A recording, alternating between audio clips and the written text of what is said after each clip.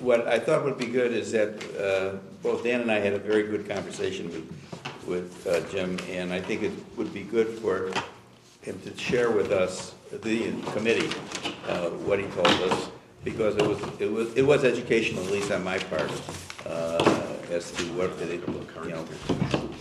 what if we're by going forward, what we're going to need, and what we should be looking at.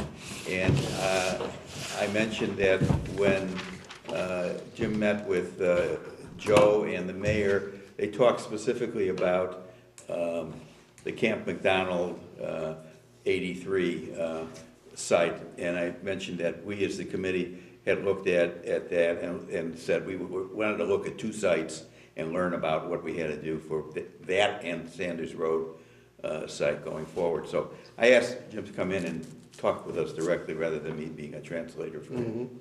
So it's informal. Feel free to ask any questions you want. I know Wendy had some she supplied me with, and we can go whenever you want to start. Well, we're convened. Okay. That's fair. 1, 2, 3, yeah, they're here. Well, I've spoke. This will be the third time that we've had a little discussion about this. Nothing has been in depth on anything specific, but it's certainly global about what might want to happen. And I was given a drawing that someone made of a Google Earth map that showed some areas of potential consideration at 83 in Campbelltown Road there. Right. And so I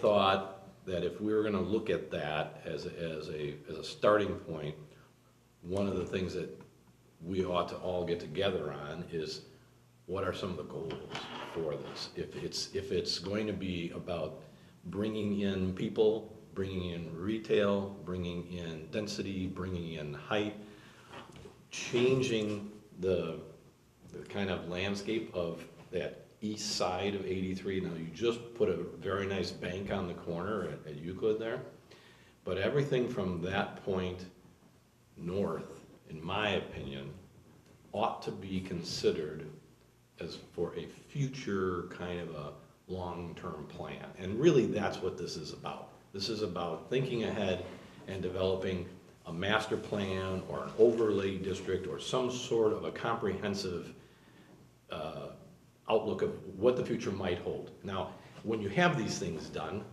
it's never an etched in stone thing. It's an idea of what the team believes is appropriate in 2017. And as other communities do, and you would do the same thing, every 5 or 10 years you kind of reevaluate. And you think about, well, what did we do? Did any of this happen? Did we get something that we have to rethink?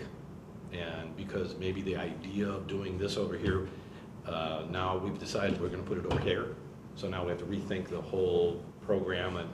But it's really just a template for how things might want to go in pieces, though. It's not something that you'd say, all right, I want a developer to come in and do this whole, giant swath of everything here. You have to design this in a way that, well, the row home guy comes in and he's going to do these. The mid-rise guy comes in, he's going to do this. The retail guy is going to come in, he's going to do this, and et cetera, et cetera, et cetera. There's all these little pots of pieces. So we can look at as big of a segment of that intersection as we want, as long as we want it, or as narrow as we want it. But the thinking would be, let's give it some thought about what a master, if we could wave a magic wand and say, boy, if I could have this set up down here, this would be beautiful. And so we do a site plan, and it requires some time where we sit together and talk about, generating a list of what's missing, what are some of the goals. Like I said before, it could be density, it could be some height, could be different use groups. And then we at the office go after it with one round of design.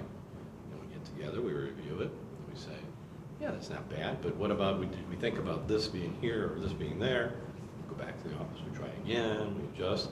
And eventually, after a few of these meetings, we have this master plan now that we think, at least in 2 dimensions, that boy, the parking works nice for this kind of a development over here. The square footage for the retail spaces makes sense over here. The height of this building seems like it's not going to be objectionable for any reason. There's a lot of pieces there that we'd all have to kind of balance and weigh out.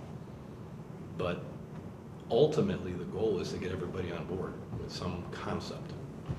And then, if we have that at least in 2 dimensions, now what we do is we start running some exterior elevation views. We pick a couple of these. We say, well, here's what it might look like. This is a good scheme for this phase. And it would really be phased. I mean, you got to imagine that this is a big enough project where it'll take years to do. And so maybe this set of the buildings looks like this, or this set looks like that. And at the end of the day, what we'd also offer is basic budgetary analysis for each of these. I've done enough work for other developers, and I know what some of these buildings have been coming in at price-wise in the bidding phases. And so we're talking about a 3-story apartment building with, you know, a certain number of retail square footage on the first floor and maybe some parking and so on. We can kind of get a good understanding of what that might cost per square foot to build. Different from a set of row homes that has 8 units attached and et cetera, et cetera. So we could at least have an idea of what these budgetary figures might be. We know how much to at least throw a dart for. And then at the end of that, then you have some choices.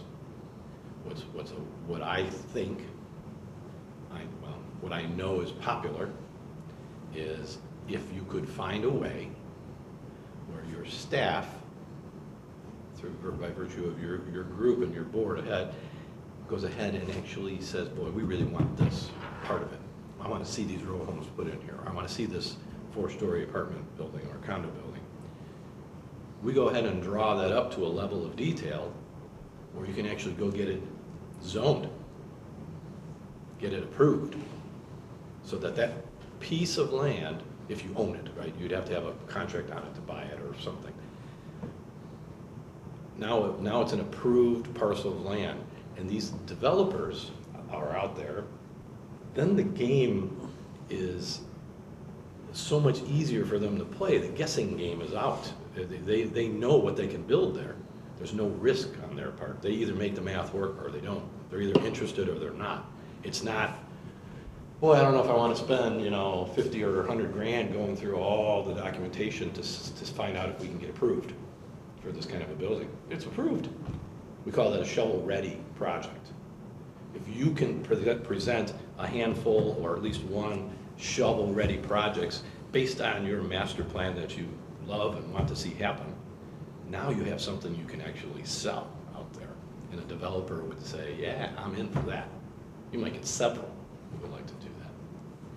So there's a lot of levels to this, a lot of pieces to that pie that all goes together, but at the end, it's a game of presenting something that is exciting and realistic and reasonable and imaginative, all that, and then something that makes some sense that somebody else, not you, none of us at this table, would actually consider wanting to build.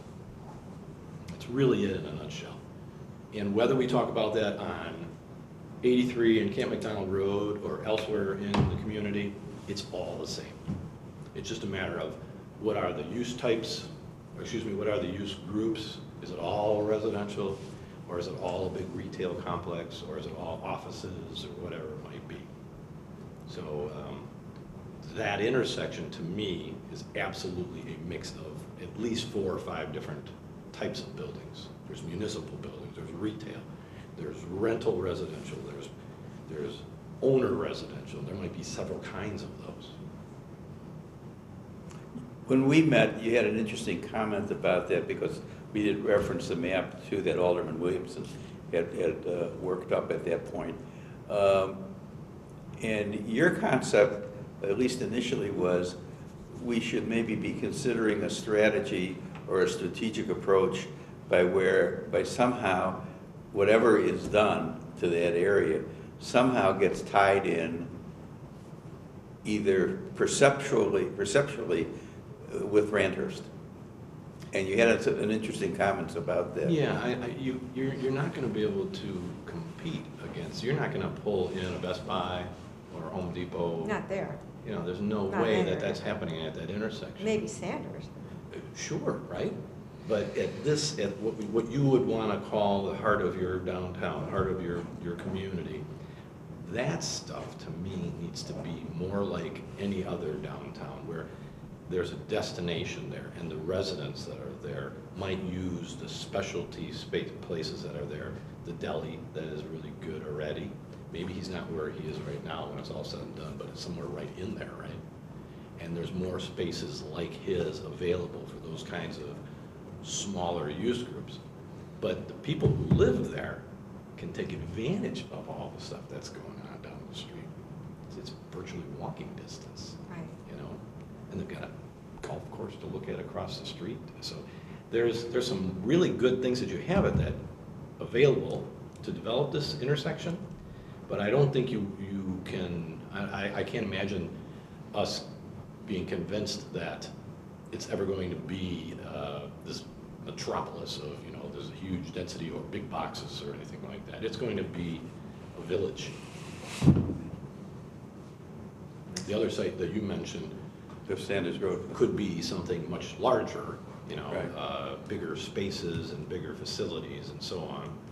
But Randhurst has got all that covered in this area.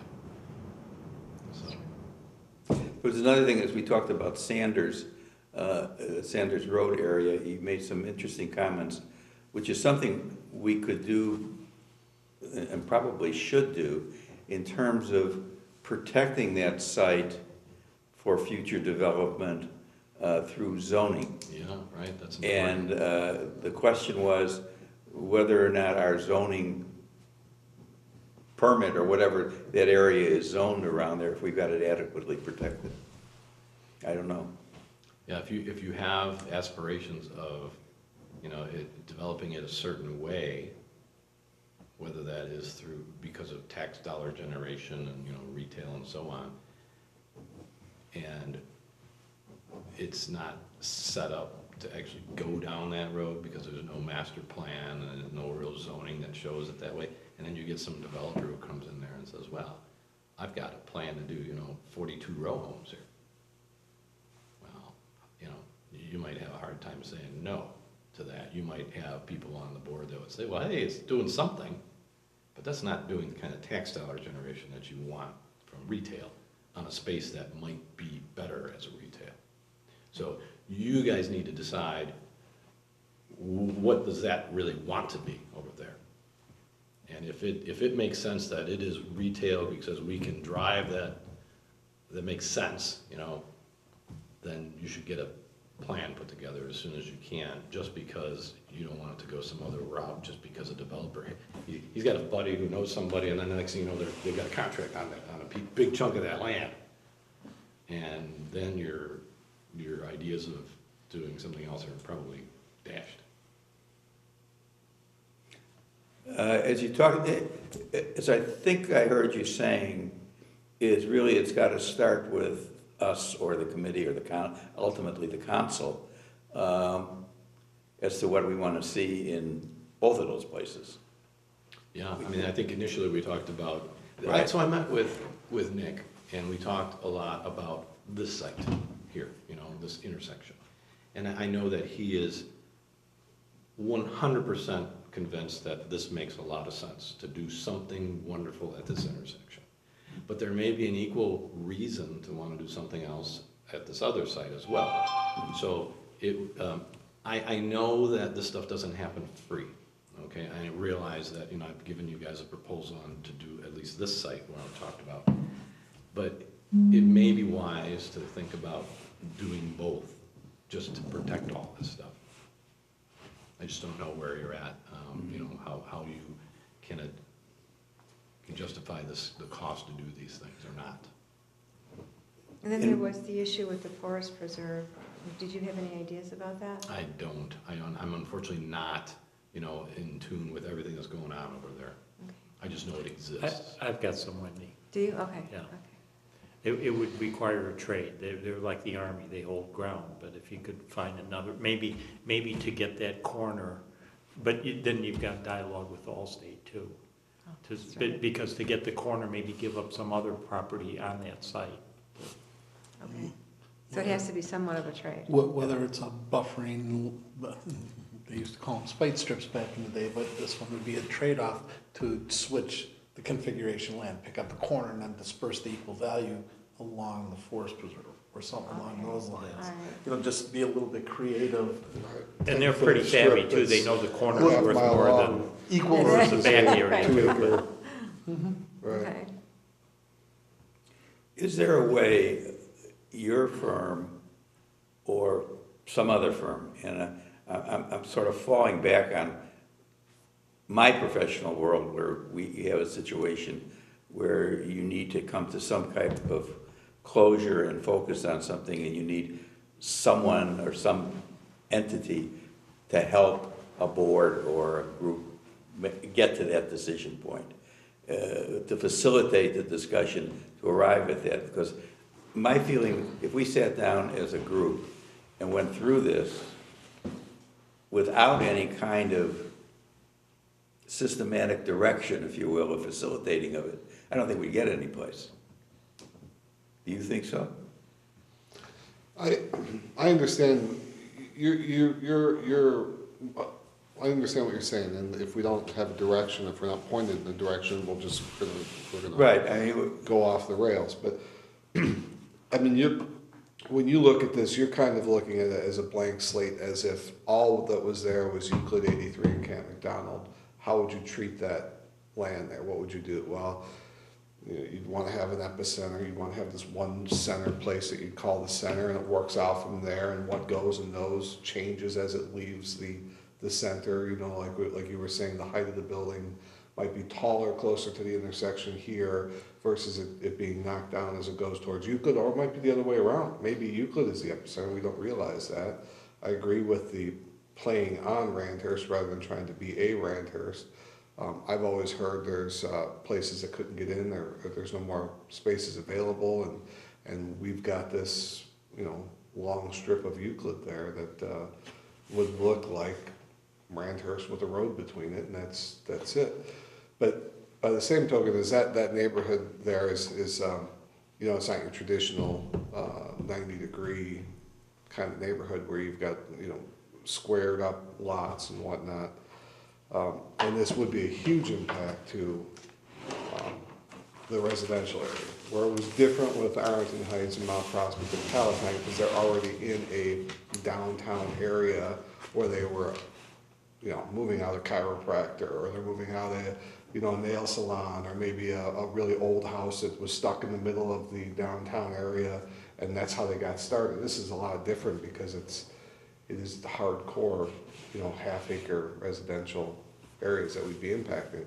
So I always looked at it as the only spot that we really could start something to see if it's a catalyst to do something else would be this area, if we were to do it, okay? And then from there, let the market dictate what happens as it moves out from there. I don't disagree with anything you said. And before we can come up with an idea to say, okay, this is what we should do, we almost have to have like a theme. You know, we can't just go and put a building that looks like it's from 2017 next to a building that's really too big to do something with now as part of the project because it's too expensive to change. So you kind of want to have like this theme so things start to get built up in Well, you want to set a standard. a standard. There you go, that's a term. And there's a, you know, there are communities that are built around a very modernistic kind of a architecture, and then there are those that are built around a very country, you know, theme, and you can imagine, you know, a few places we've all been that are like that, you know, take Long Grove and some areas in Schaumburg, and then there are others that are just completely the opposite. Well, here, we probably worry about that on the level 2 drawings. What does the warm and fuzzy part feel like? Right. Initially, though, it's about parking and density and placement of structures, and then harmony. For example, we know that there's a village city hall here right now, and we know there's a post office, and we know there's a couple other municipal buildings. Are those gonna stay where they are, exactly as they are? Or does the master plan suggest that they get combined together over here or over here? And so while, while we think about those things, certainly that's a big financial impact to the community, right? And then talking about that part along 83 there, you got the golf course on this side, deep residential department back here, the bank on the corner. So are those lots set up to ultimately be moderate density housing, Right. like row homes and things like that? Or should they be, are the lots big enough, deep enough to withstand retail? You got a bank on the corner, you can have more heavy lifting down here at the intersection of the town. You got all this commercial stuff going on over here in Randers. Maybe it is an extension of Randhurst with some retail for those people who couldn't get in, right? Yeah. So we can look at it a bunch of different ways, and I really don't think that there's any one right way. Time tells you what the right way is, but you should have some, as these guys are working every day with people who come in and out the doors, they need some tools to say, this is what our board is looking for. This is the kind of stuff that we want to see happen. And what you are telling me does not fit. We don't want a tattoo parlor here. We don't want a dog grooming thing here. We want this kind of stuff here. Walker And- Brothers. Walker Brothers, why not, right? That'd be great. Well, someone wants some waffle pancakes and sausage. It That'd just be a good seems like place. such a good, to me, that's like a good, thing to build around. People go there, A and there's good lots of breakfast places place, like yeah. that, but, Yeah.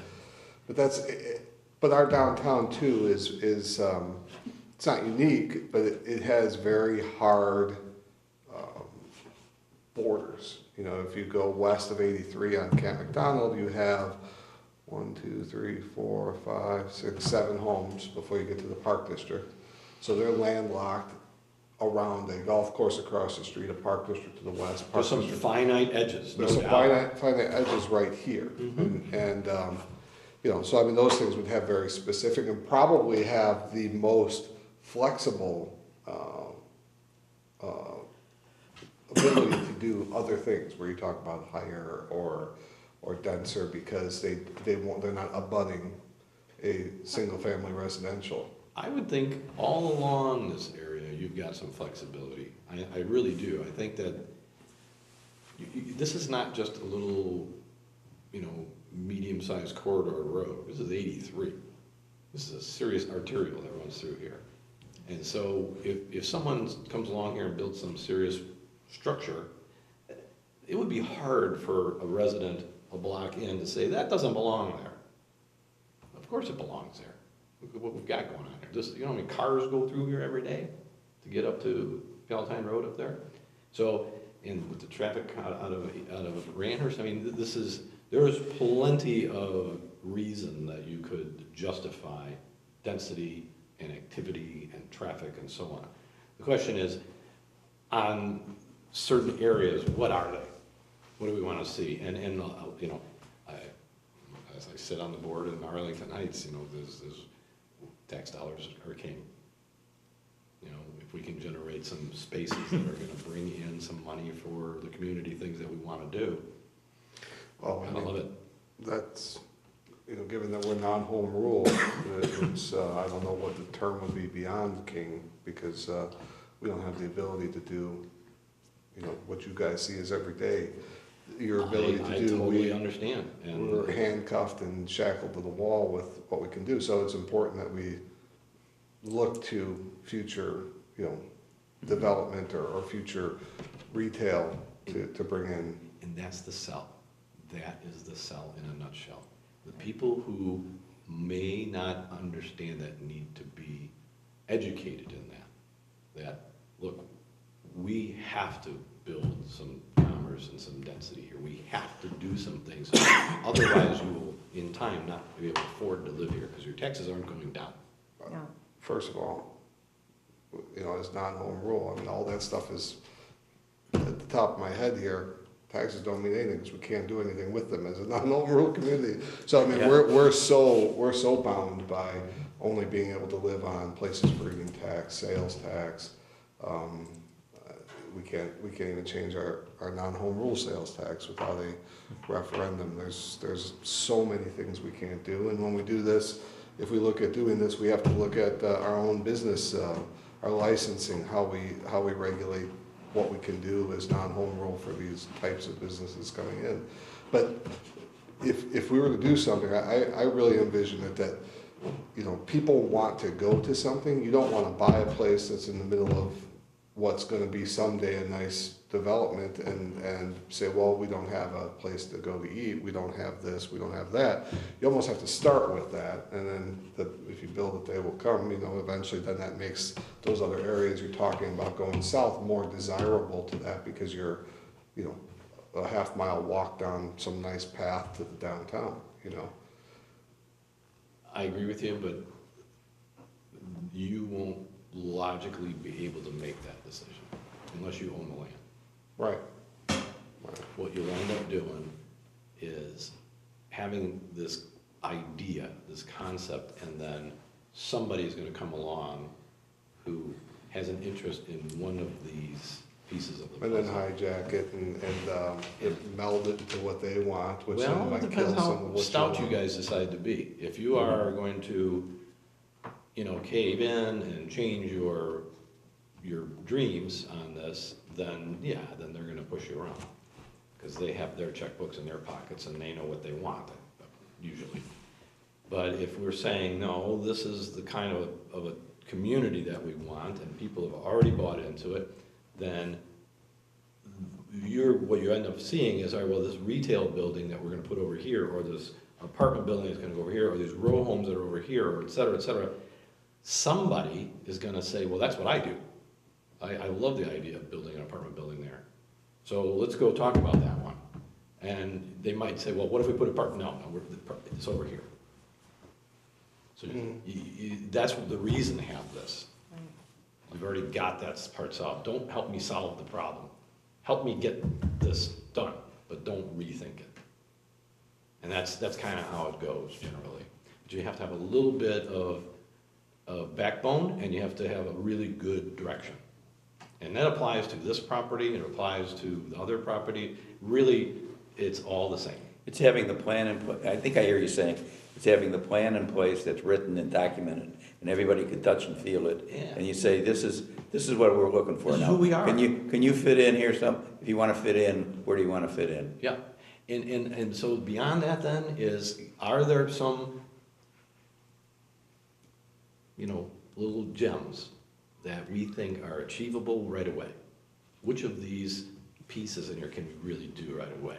Can we either purchase some of this, you know, land, maybe a couple of these houses that are slated to go, and go ahead and get that zoned, get it shovel ready? But before you would do that, you'd have to have I've always said we have to have some kind of geographical boundary drawn. Forget about what's gonna go where, it's just what naturally, based on a slough, based on Euclid, based on how the park district land is configured. We have some red lines that we can put down now and say, we're not gonna go to the park district and say we need your tennis courts because it's part of our plan. Absolutely, you're 100% They're not right. gonna get rid of the golf course. But that's what we would do. Right, and I think that's the first step, is to actually kind of go through that and see on an overlay, the streets that are there, we're not moving streets Map it out. necessarily. Map it out, here's what you're talking about, here's one part of it, here's if you go do another part of it, you know. I'll down make this it way. even more simple for you. If a client came into my office and said, here's my property and I want to build X on this property. Well, my first job is do a zoning research. What are my setbacks? What are my height limitations? What are everything? Right. That's what we're doing on this part of the community. I'm gonna go to here, I'm gonna go to here, I'm gonna go to here and down to here. These are my red line areas. This is where we're working. We're focusing on that. Now, this one to the north might go way up there someday, but we're really only going to here for now. And, That's way different. you know, we know where the bottom is. We know where the south end is. That bank is our anchor at the bottom. Right, But as we go north, how far west, how far east, because of those pieces that are there in play already, north could be will. Who knows what it is, right? But that's a long way away. Let's focus on the immediate stuff first. So what's the first thing? You talked about, to me, I heard two first things. Figuring out what we want, our vision of it, that's really what I would classify it as what we would want to see there. And then, as Pat said, the boundaries, do they happen simultaneously? It all happens kind of, yeah. Some of it's obvious. We're not gonna go past the tennis courts, or we're not gonna go past the lake, or the whatever, right? We're not gonna go past the bank. Some of it's obvious to start with. But as we start drawing, we start realizing, well, this fits really nice here. And boy, if I could just move this building over here, boy, that opens up this whole new idea over here. And so we throw things. It's like anything else. You try a couple of things to see what fits. So the prime really is us, meaning the council, creating a vision of what we want to see there. Am I right about that? Well, I think it's about saying, we want to do something here. Let's see what we can do here. Okay. Let's see. And I think what the council wants to do then is say, here are some of our break points. We're not putting any, 10-story buildings here. We know we're not doing, certain crazy things here. When we hire this team to put this stuff together, there are some expectations of what that is. We want to bring people, what people tend to forget, you can put a Walker Brothers here, or you can it takes a lot of parking, by the way. You can put certain kinds of buildings in places and think, if you build it, they will come, that's fine. But without people, Yeah. it goes nowhere. That's true. And it is an absolute necessity that we team up some kind of residential component with all that I stuff. mean, just so you know where I stand on that, I mean, I think going to a going away from single family to some type of multifamily, I don't know what it is. If I had 100 acres, I'd be a billionaire because I'd build a mini version of Rob Roy, which they, don't have enough of those for sale, in that neighborhood at any given time. So I mean, to me, that's proof that people want to be here, but they don't necessarily want to live in their, half acre, 2,800 square foot house anymore. They want to downsize. Their kids are gone. I don't think we have a lot of that in this neighborhood or this area for people to go from one to the other. So I do think a residential component to that is necessary. But what I understand, having been through some of these things before, is that when you draw up this map, you're going to draw it in shades of green, and the dark green requires a very dense dollar amount of return, where if I'm not turning X number of dollars on this, or this is worth, so many hundreds or thousands of dollars a square foot of development have to be supported to even move forward with it. I think until we get to know what that is, you said we can't put a 10-story. Well, a guy who's going to build a 3-story building says, well, if you let me build that 4-story, I'll pay extra for the land. If you let me put that 5th story and maybe a parking garage, I'll pay, there's no limit to what somebody would pay for something based on density. So the argument against that, though, is every one of these sites has a front and a back and 2 sides. And every site is driven by parking. And it's really the use. If I have a certain use, whether it's a residential use or a commercial use, I have to provide a certain amount of parking for it. And when you go beyond just surface parking, you go to interior parking, or you go to above grade parking or below grade parking, the dollar signs just start to add. But as you add more of that parking, you intensify the denseness that retail or residential has to bring for the actual area that people are living in or using.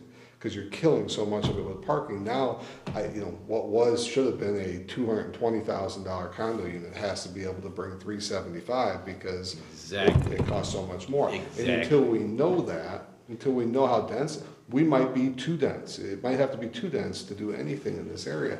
And to me, that's kind of what we have to do. We have to have our boundaries. You have to say, hey, in this kind of location, you can support so so much residential, so much retail in this first area or whatever of this map. And then from that, you know, what does it require financially to support it? And then you look at it and say, well, unless you're 8 stories high and you build a parking garage, it's not gonna work, you know? Yeah, and that's not what you're gonna see. What you're gonna see is a building, let's just take an apartment building, for example. And apartments are what's going on right now, by the way. Condos are, I had, before '08, we were ridiculous with condo projects and downtown redevelopments from Park Ridge out to Woodstock. Nothing happened for the last 10 years. But what is happening the last 2 years is apartment buildings. Okay. And not just any apartment buildings that attract people younger than anybody at this table. Right. They want people, first of all, apartments are more attractive because those residents don't need a $50,000 downstroke to go and buy a condo. All they need is to pay their rent. And then what happens is it attracts a little bit younger crowd because of that. I don't have 50 grand, I'm not, you know, in that kind of a paid age group to be able to have that, but I can for $2,200 a month or whatever. So then that resident has more spending money. He's not all locked up, you know, real estate poor. So he goes to the restaurants, he goes to the places and spends the money, which generates the tax dollars that we all are looking for. So every community, every community around here is thinking on those terms. There's Mount Prospect, the downtown of Mount Prospect, Bruce Adriani, you know, the smart developer, put all these condo buildings in down there. They're senior centers, is what they are right now. There are people living on, I don't want to say fixed incomes, but they are, right? So they're not going to the brew pub house, and they're not going out to all the restaurants. They're not spending the money, they're eating their TV dinners. It's not healthy. No. So we've been commissioned by Mount Prospect to design some apartment buildings in there that are going to help bring in people who want a nice exercise facility in the building, swimming pool, close proximity to some other nice things. You have that ability here. You have Randers right over there.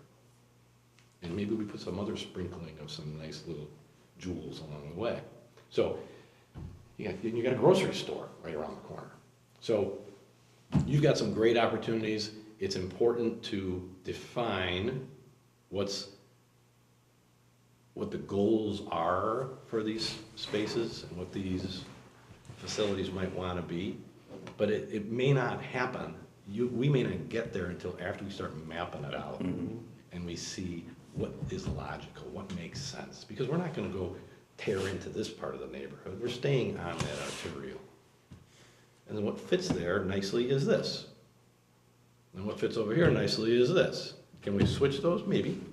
But because it's not farmland at, you know, $20,000 an acre and some close proximity to Oswego or something like that, where you can buy a big area and kind of build what you want because you can take your time to develop the rest, it's like it has to be sequenced in a way that will take advantage of what just happened previously. You know, we can't do this all at once. Nobody Right. can. I mean, I don't think any town has done that all at once. Not sure that we should do it all at once. But unless, in my opinion, unless there's a reason to want to say, well, look what you got here, we need to put, you know, these row homes here now or something. I just picture it as you have to have that initial draw. It can't just be the first place, you know, is a row home next to Chase Bank because, you know, I get what you're saying. You look at it as you're close to Randhurst, you're close to all these things. I look at it as you want to be really close. You're going to be walking distance. You're going to be right in this area and be able to walk to the Park District or walk to the library or walk to some place across the street to go buy or do something. And then from that, people say, well, I want to be close to that. And then it just kind of builds on that. But Yeah, I don't disagree. and especially with what you brought up, the best point of all is that we can't buy our way into this. There's no way we're buying, you know, $5 million worth of land to say, here, look, now we want people to come here and follow the outline of this plan and get us going. Right. We just can't do that. So it's got to be something that's, you know, starts a chain reaction. I know everybody probably wants to do it that way, because they're trying to say, I don't want to put anything into it, but I want it to grow into something big over time. I don't know. It'll be baby steps at first, it really will. I think just having a plan to say, just to be able to look at it, and that's what Scott was trying to do with that map. He was just trying to give you, not you, but us, a visual of what kind of area are we looking at? That's right. And in this part of the property here, of this bounded area, what are they looking at? You know, they're looking at the park district, but they're looking at these nice homes over here, or the golf course, or, it just gives you a better, that was our first step to. Yeah, no, I think that was appropriate. Okay, I like to deal in outcomes. So if an outcome is what the boundary is, and sort of built into that, it's how we envision uses within that boundary. That's right. How do we get there? What do we have to do to get there? We have to collect some information from your staff, the most accurate representations of what some of those parcel sizes are. That's the critical piece. So if we know that these lots are 100 by 200, and then we know that these over here, those are the pieces that help us design parking lots that fit with the use group that's gonna need to be there or want to be there. So if I can have those documents as close to reality as possible, whether that's virtual, Sidwells or surveys that people might have available somehow, and knowing full well that this is not property that you guys own. These are other people's properties. Mm-hmm. But there's nothing illegal with thinking into the future about what if. You're not zoning their property just because you're hiring a guy to draw on their property. You're just looking ahead to say, what if? And you're paying for it, you're not asking them to pay for it. Mm-hmm. At some point, you may say, hey, you know what? I really love what Jim did right here. This would be a really, really great place to start, whatever that piece is. And it would require buying those 4 homes. And, at whatever cost that is. If they're- That dynamic changes, where they may not be for sale today, in 2 years they might be. Exactly. Plus, you don't know right now what is important. I mean, we could be looking at, That's why Nick was so adamant about wanting to get this done, because in the, I don't want to speak for Nick, but I've had clients like Nick who would say, let's go buy this, and then we'll figure out what to do with it. And that's who he is, in my opinion. Nick is a guy who's got a vision, and he can see it, and he can say, I can make something out of this. But not everybody can think that way, not everybody gets that. So instead of going and buying and then figuring out what to do with it, what we're gonna do is figure out what to do with it if we had it. And then we can say, I wanna buy, not those 4, but I'm gonna try to buy those 3 over here. Which, if I'm not mistaken, I think that's the sense of the council. To Get some good direction. Yeah, to get that identified, Yeah. and not just go by and hope they'll come in, and we'll have a party as a result of that. Yeah, I have Really have confidence a in plan. Nick that he could do it. He's a smart man, and he could probably make that kind of hay happen, but not everybody can see things like he can. And I, that's who my clients tend to be, people that are visionaries, and they want to do something, they come and hire me, and we get it done. I work with folks like the rest of us at this table all the time, where listen, let's figure it out. Let's get it laid out, let's get it figured out. It's the old phrase, make Those your plan people- and work your. Those people that you describe are, in all probability, answerable to themselves, as opposed to, we have to be answerable to. government just gets in the way of everything. What? Government gets in the way of everything. Well, Jim, No, I mean, if you were your own boss. No, I know exactly what you're saying. Yeah, Jim, another factor, though, that it seems that even a gas station presents a difficulty is we don't have a municipal water supply. And that other projects we've had that's added considerable cost, I'm just trying to get my Right, hands as that's how to. one of the things we have to talk about. I mean, we got a commercial area that's got a very definable Yeah. amount of revenue to Mount Prospect, that other than just that little area where it's at right now, is not contiguous to anything that makes sense it should, you know, I think that we could get into a discussion with Mount Prospect and say, hey, can we maybe talk about, you know, doing something to trade off? That's a difficult thing to do. You know, they know what that, you know, they've got their ST1s on all those businesses there, they know what they make in property tax. But at some point, that changes the whole thing if you know you have, you know, all the corners. Either A, all the corners, or even just the access, because when we start talking density, and we start talking building construction, we start talking costs to do this, and we don't have an adequate water supply, there's an X factor that changes the potential dynamic of what can go into certain sites and to reach that goal. So that's another part of the discussion. But again, you have to start somewhere so you know where you can channel that into. But that on both sides, the discussion of the corner, and then even just a customer relationship on a water service to help with this. Which exists. I mean, the Park District operates on their system, the City Hall does, Police Department does, I even think Walgreens does, Chase Bank does. So all those places have it, but it's not necessarily built to accept a bigger So as development. long as, you know, the part of the goal then is, hey, what can we have to do to support this vision that we now have? So that helps another whole avenue of discussions in our plan to make this reality. Because realistically, without it, it never happens. I don't know if it would never happen, it just Well, I mean, we changes see the- we see what's happened with some of the areas that try and have retail that have to rely on a well. You know, it's difficult. It's Oh, not yeah. easy. And, you know, if you're talking about this big of an area on a well, now you're talking multiple deep wells, and we know we just went through that recently with the deep well. I don't know how many you can put in one area. What are your building codes with sprinklers? What do you guys run by? Are you IBC?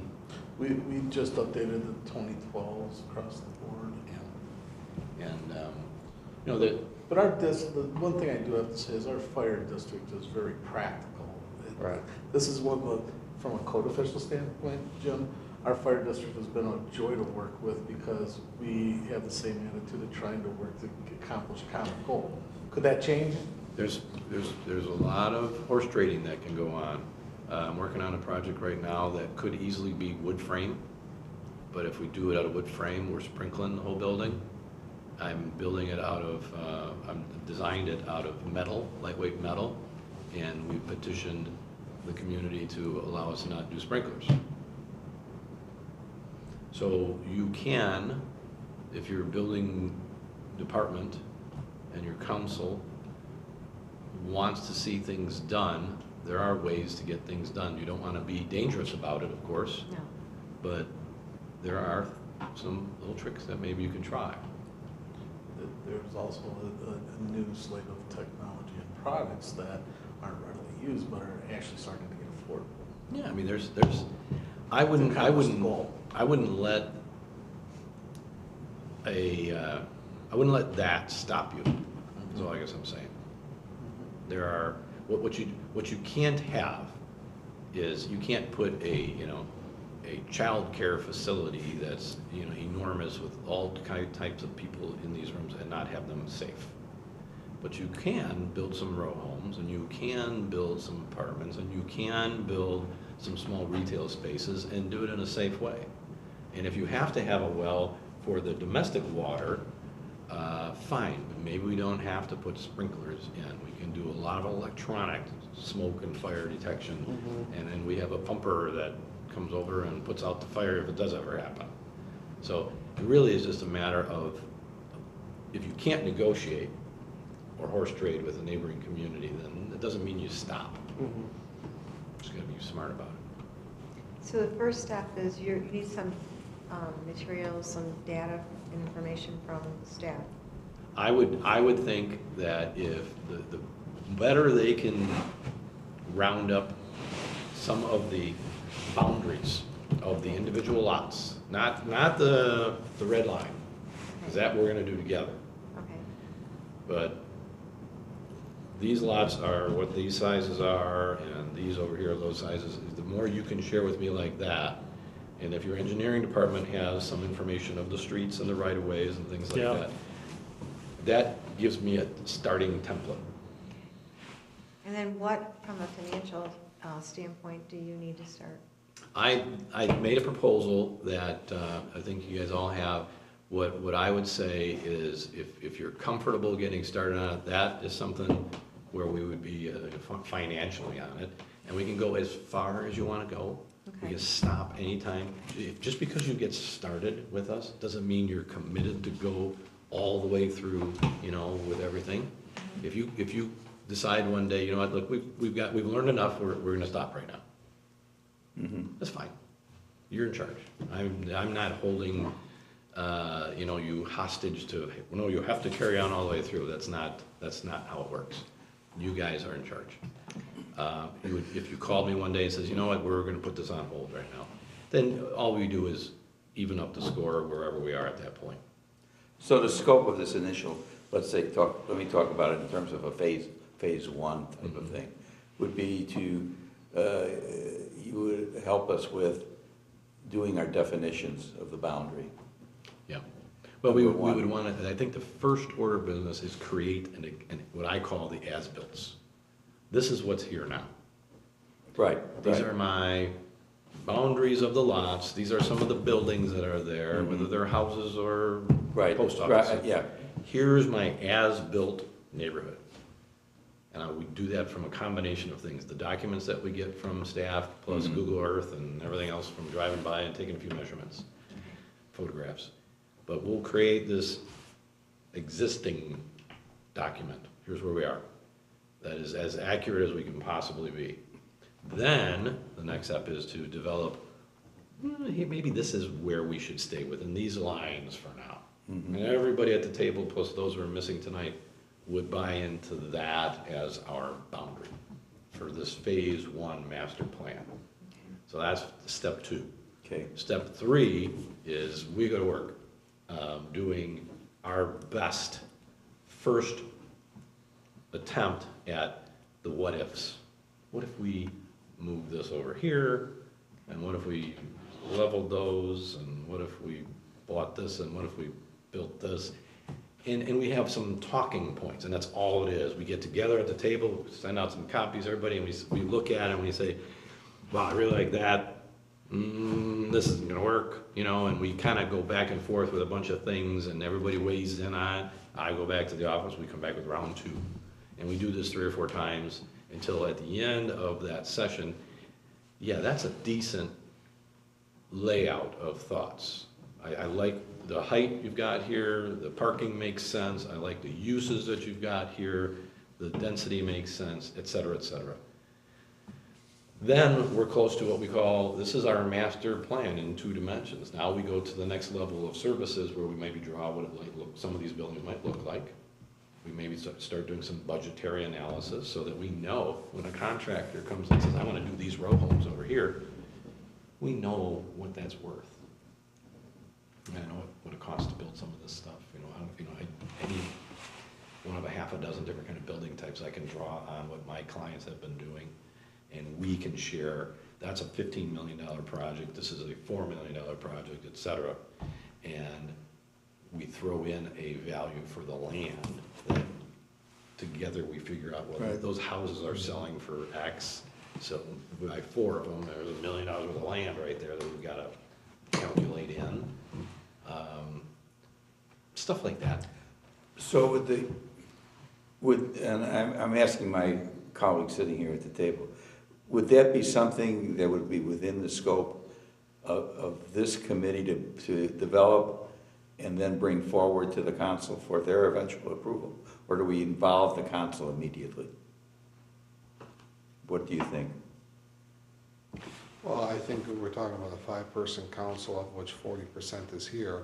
60% would have been here, Right. except we had an event going on. So I don't think we have an issue with creating a agreement on the direction to go because we are so small. We're able to. So this would be a project, and if I hear you correctly, this would be a project or activity that this committee would undertake. But I would think that the initial phase of hiring somebody to start some initial planning would be something we bring back to the council and say, here's the proposal, we need to, what is this, April 25th, so we're gonna be into our new budget in 4 days, Yeah, or Right. 5 days. yeah. You know, and I know that we have some areas where we have professional services, so it wouldn't require any kind of budget amendment, even though it's 12,000, so him sitting here from Arlington Heights, you know, they sneeze and they spend $12,000 on something. So for us though, That is so wrong.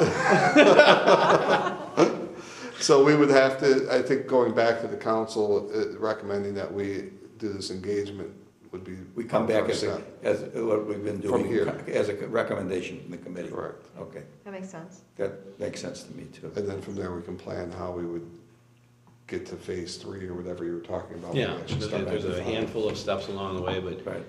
getting started and getting everybody to buy in on getting started. I think it might be helpful, and I don't, your proposal, the initial proposal was somewhat more focused, and I'm looking at it in terms of our colleagues on the council who aren't here, and who aren't part of this committee, are gonna want to ask some questions, so this education narrative that you gave us tonight, can that existing proposal that you gave be modified or adjusted?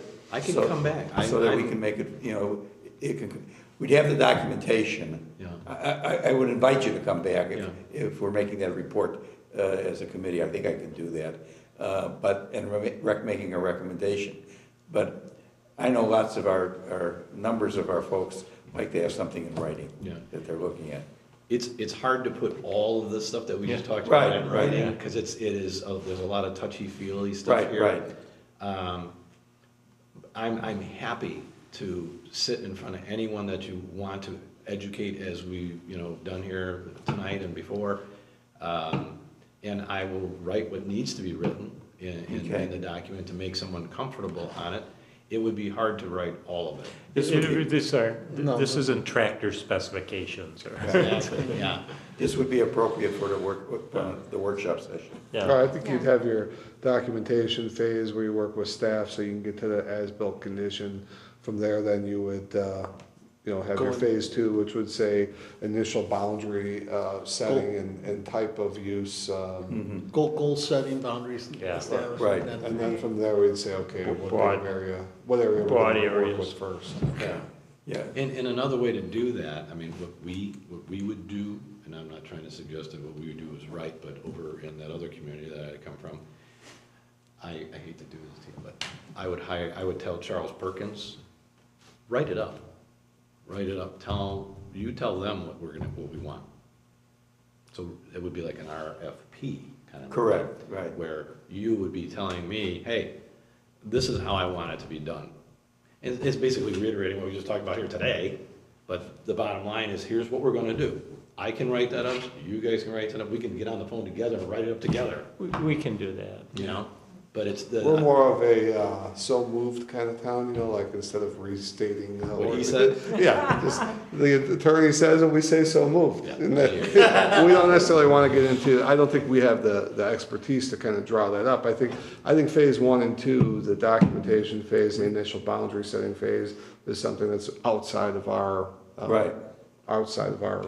But if that's within the scope of this activity. We've both done then we have that. to- So I mean, if you want to tell us, Oh, yeah. what you think that's. We're old start on dogs. the phone. Yeah, we'll We'll start. get on- together and we'll No, figure we- something out. Because it does make sense for those who were not here tonight and anyone else who's interested, for them to have something to look at and say, well, yeah, I get it now. They won't understand everything because they didn't hear us talk about all those little pieces of minutia of it all. But I'm happy to do that again, if you feel like we need to. I really think in terms of education and building the necessary knowledge level My fee that will our go up colleagues double, will need, but I that's think it's okay, important just to so- have that. I think until we get to the boundary stage, though, it's pretty much, we're not gonna add a lot to it. I mean, he's gonna know what can be done mechanically based on these Right. boundaries and where it makes sense, and the initial data gathering and as-built condition, till we get that first deliverable that kind of shows us a map. At that point, that's out of Yeah, our See, certain buildings jurisdiction. are, they're sized a certain way for efficiencies, and making them bigger doesn't make any sense. Making them smaller makes it impossible. And if I have the property that's this big and the building that's this big and it fits on it, I mean, it's half the battle right there. So things start to lay out kind of because they do. And certain builders know that this will only fit here. Well, and then I gotta tell you, I get all kinds. Sitting up there in Arlington Heights and sitting where I sit in Arlington Heights as a regular, professional working for somebody. Everybody wants to put 50 pounds into a 10-pound bag. Of course, of course. And they don't get it.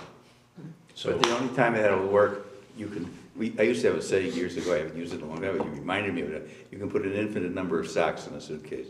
yeah. Yeah, right, and then what? What's gonna happen to that, right? Yeah. Remember that commercial, get mom to sit on it, that'll close it. Can we look at this, and I'm actually asking Joe this question.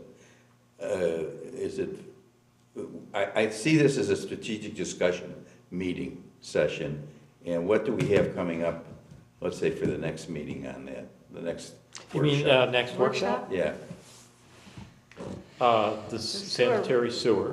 Right. right, We may have water committee. okay.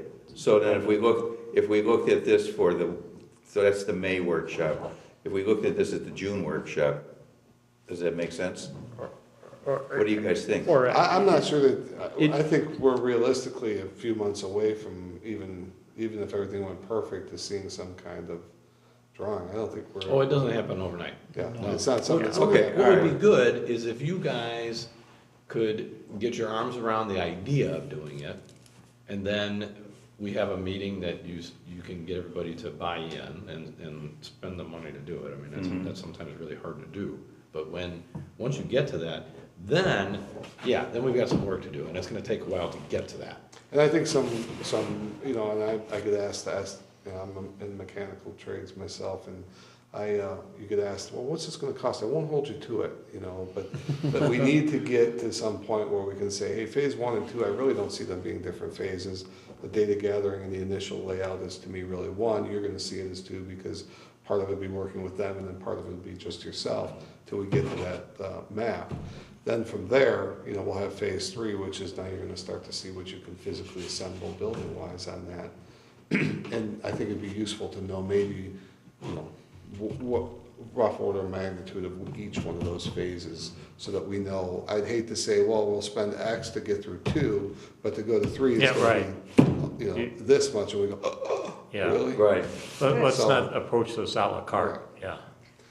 And- But weren't you referring to the initial stage when you were asking the question, Larry? Yes, yeah, no, I understand that. I know where you're going. You want to get the ball rolling. I understand that. I get it. well, But we'd still need to have an idea in our mind so we can plan for phase 3 is going to be this. right, so going into it. So we know going into it. Right. We know, even if we do 1 and 2, it might never go any further. than Right. that. But, That's and the all right. mechanism for us, as I see it, is a report, as we've been doing it, and somewhat successfully, I think, is with this committee coming up with a report and recommendations to the council. Right. At a council meeting, that this is what the committee is recommending, and there's a financial implication to it, and we have that all listed. Right. Maybe we just make that report at some point. Maybe it's not necessarily the workshop in May, maybe it's the meeting in May. The workshop is somewhat of an artificial distinction. I mean, if Right. it's important, we'll put it on whatever. Right, yeah, we do. Let's that. get phase 1, 2, and 3, rough orders of magnitude cost-wise, and then we can figure that out without keeping him But- here. Right, to talk about that. but the mechanism is, if we agree, a report comes out of this committee recommending that to the council with numbers, right? Right, I think he can get a 1, 2, and 3 to Joe after they talk. We can get that in a proposal form, whether you want to write an RFP first, and if you have a response It's to not that. really an RFP. Doesn't, No, I don't either. but at that point, then we can go to the council and say, here's Right. what it is. And I don't think that would take, 3, 4 weeks, we could get that proposal together to get I to can the have it to council. you in like 2 days. Right, so then at that point, we That's can what worry I about thought. timing Right, and right. process. So we- Basically, basic definition of defining statement of services. Right, It should be written in a way, Making it too much like a specification. right, Yeah. and when you do, It's gotta when be you broad. So do that it, do it could be as done in May, alternates, you right. know, you have your base, and here's alternate 1 and 2, so we can continue with the same, and not go through that process again Right. of bid. you And know, not you have to necessarily put as an together a RFP. Proposal. Because I agree with you, when I want to, when I would publish an RFP, I make the rules of the game, Mhm. not the vendor. Yeah, and in this case, what I think would be smart is if we just get on the phone a little bit Fine. and figure out some of these breakpoints. I'll adjust that. If little you guys email are to- comfortable to- with that, Joe and Dan, I'm Sure. comfortable. I think we're comfortable Sure. with that. great. And then you'll have enough, at least, to make your recommendation to the rest of the group and then decide what to do from there. Mhm. Okay, So, Okay, I brought these along, I'm not going back home with them. Cool. Just to give you an idea of where this ultimately will want to go. These are a couple of different projects that we've done, and I don't make these renderings in my office, but we hire out a guy who actually does all the beautiful pictures like this. But at the end of the day, this is the kind of a thing that works wonderfully. Did you get one from last time? Yeah. So, as a marketing tool, to give to potential developers and say, hey, so here's the master overall aerial of this whole side of the block, right? And these different groups of buildings, we'd like you to consider bringing one to us that fits into these categories. Yeah, sure. this is great. This is really just a tool. At the very end, after everything is identified and figured out, these are things that we can hire out Right. for them to do. And each one of these, It's the sizzle. it is the sizzle at the end. Okay. All right? Anybody have, Wendy, do you have anything to? I think that I'm good with what we're doing, Okay. and I think some of this the rest of this can wait. One of the things that, we talked mainly about Camp McDonald 83. As far as zoning issues, because that's what I came away from our conversation, that we should be doing some zoning to protect the Sanders Road area. At some point, I mean, you may decide that it's equally important over there, but at some point, you should be giving that some thought, right? If you're, like we talked earlier tonight, you don't wanna have somebody come in and do something Right. because he can. Right. Which, you know, this goes to me being, you know, here a long time, but, and you probably already know this, but that's our only adult use zoned area, is the Sanders Road project, because we had an issue with that. in another You part have of to town. have an O1 district to not be unconstitutional. So we had to actually pass something probably 10 years ago, saying it was when we had this issue over on Well, another part of town because we had no area designated. you What was it, what is it? Adult What- use. Adult use? You probably could find that, place that in one of our little industrial places. It's not the question as much now as it was 10 years ago, when there was a lot of growth in some unincorporated areas that had long-established gentlemen's clubs and Okay. other things that, and uses that fought for existence. And they're still out there, you see them periodically, but a town could not legally zone that use because it has been constitutionally established. You couldn't zone it out, you had to have a Right. location. You had to have it, but most towns made it so restrictive that you had 2 lots in a whole city that it could possibly be on. Hidden away in an industrial area. But it made it easy for the city, from how I observed the map, oh, we have a vacant area, so therefore we're gonna make that our own district, and that's the only place it can go. There goes the neighbor. But it doesn't mean that you can't look at Right, the Changing rezoning it. of other things. It's just how do we keep ourselves from falling into a legal challenge in the future. But I agree with Jim that, you may get somebody that knows somebody at Allstate that says, hey, I wanna do Yeah, a 600-unit apartment complex and take up a large chunk of that. Which may not be the end, The end of the worst thing in world. But, But, if you had your heart set on the fact that this is gonna bring in all this retail repetitive commerce, you know, selling residential just happens Multiplex, once. high-end car sales, but again, it could be something that has multiple zonings on it, depending on how we do, because How many acres are we talking? 30, Yeah, so almost they- 35. so- That seems like Absolutely, it's a this bunch of issue is different more, correct me if I'm wrong, Joe, more internal in the sense within the city. That if you guys can look at that and maybe decide what has to be done, and if it has to be rezoned or whatever has to be done, get that process going. yeah. We Yeah, went through there's- that in I our think- master plan, Well, where we had the it- special it- carve out for and- that and area. there's gotta We be a did way plan to- For it. allow for flexibility, because Jim has a good point. I think in typically suburbs, you think, oh my God, density, anything over 2 stories, oh my God, the sky's gonna fall. But I look at that area and it reminds me of, because it's along the forest preserve, Mhm. of the Optima development over Sure, in in Skokie. Skokie, yeah, And that's, oh my gosh, that's incredible, the apartments they have in there. are- absolutely, are I don't know many unbelievable. towns that wouldn't want that. Right. So it's, you gotta be flexible about that. So we can look at it, because the city did that strategic planning process, what, 4 years ago? A little over 4 years ago, and really take a look at how that was implemented for that area, you know. There was some vagueness to it, but I think that was intentional by the planners. So it's just a matter of taking some internal stuff work and then looking at, again, setting But some. my goals. idea was to strengthen, make our position as strong as possible, so that. Yeah. that- But that we've Jim got, we've got very described limited number doesn't of happen. projects that we can be working on. I don't even think we bring that into the discussion until we do something with this. You know, Right, yeah, if we're but- gonna do but something, I- it shouldn't even I- be on the Right. back burner. I wouldn't do Yeah, back but burner. it doesn't have to be something,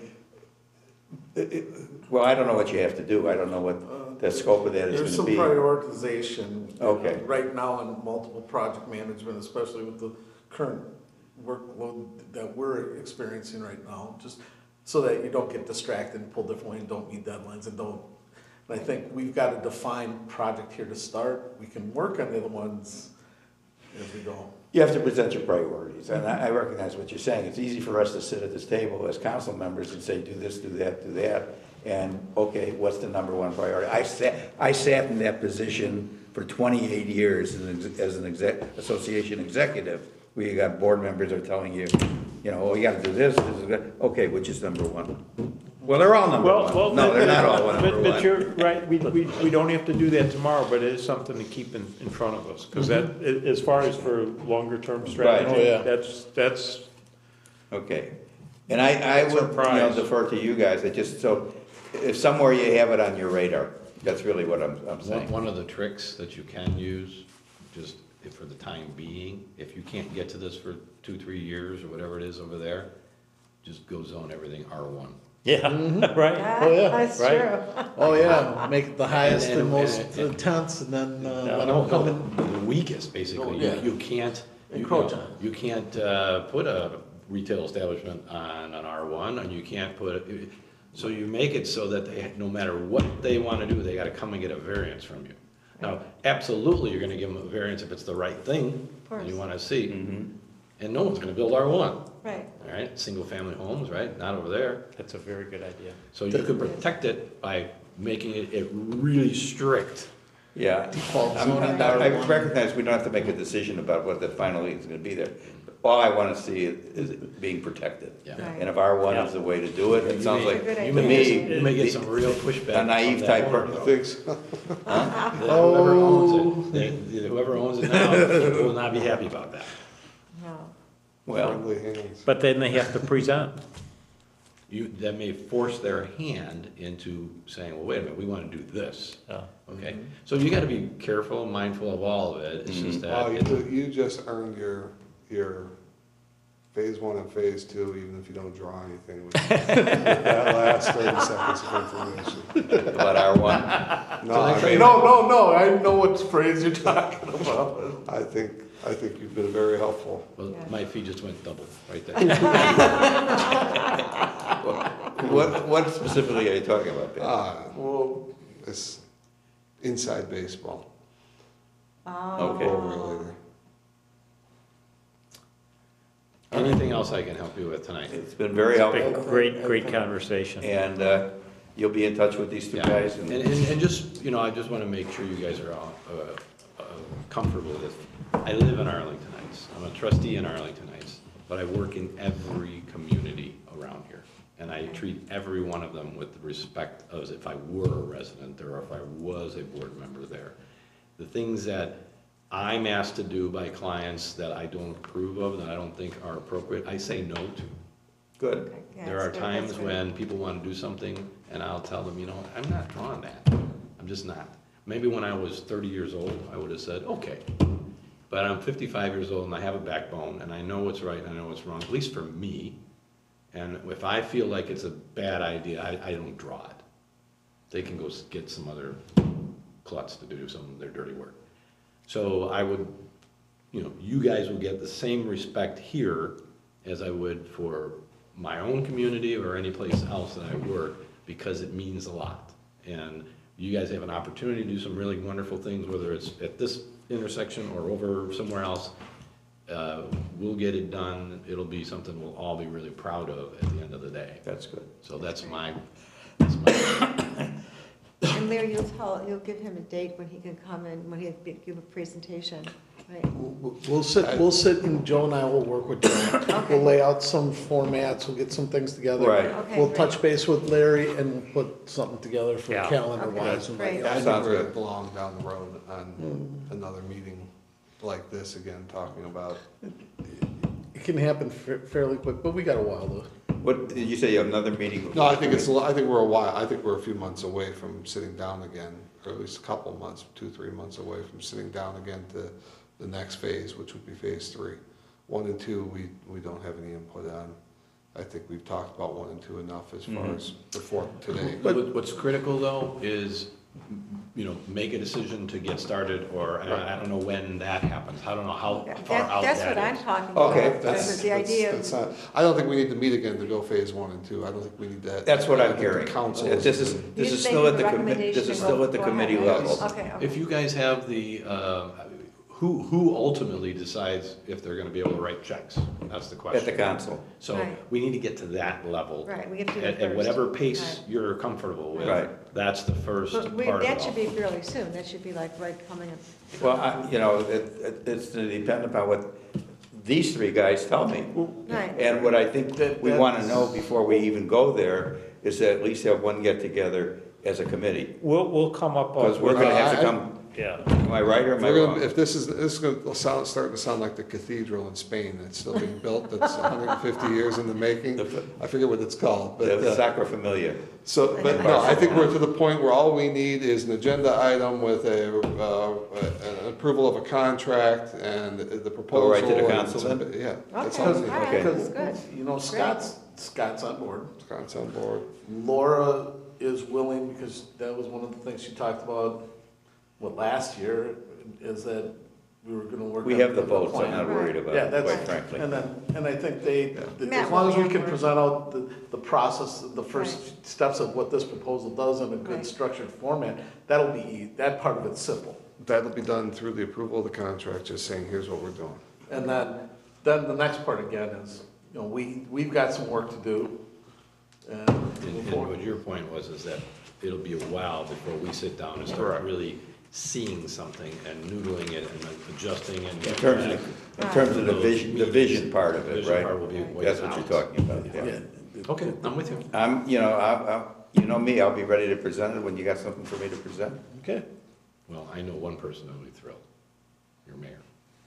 Nick he's ready to go. He would have hired me 3 weeks ago. He wants to get going on this thing, so I'm But happy. this has to be a deliberative process. Absolutely. We're talking about not just 3, 4, 5 years from now, we're talking about a generational impact. This is your Absolutely. capstone to your. And to you gotta your work career, it 'cause with a plan. I really see this taking a decade before it really is. And it will. But it's, you gotta have the plan, you gotta work the plan. Correct. Right. You know, just throwing out one's expertise doesn't make it so. There are times that Jim hit the nail on the head where you have to pull that plant off the shelf and make adjustments, whether it's political will, whether it's economics, whether it's Mhm. types of the product. Do things economically make sense, you know? The environment's changed. A plan is exactly that, it's a plan. And Right. It's being, not, we're not going to Sinai to get the plan. All right. All right, thank you. No, thank you Thank you. guys.